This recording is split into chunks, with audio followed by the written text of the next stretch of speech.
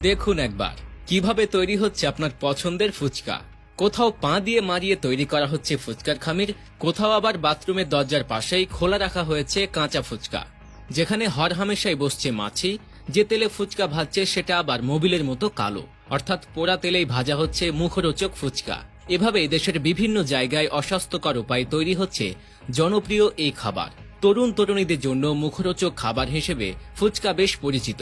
আজকাল অবসরে বা আড্ডায় টক ঝাল মিশ্রিত এই খাবারটি না হলে যেন চলেই না। বিশেষ করে মেয়েদের এটি বেশি পছন্দ। তবে আপনি যদি ফুচকা তৈরির পদ্ধতি না জেনে থাকেন তাহলে এই ভিডিওটি আপনার জন্য, কারণ ভিডিওটি দেখার পর হয়তো কখনোই আর ফুচকা খেতে চাইবেন না।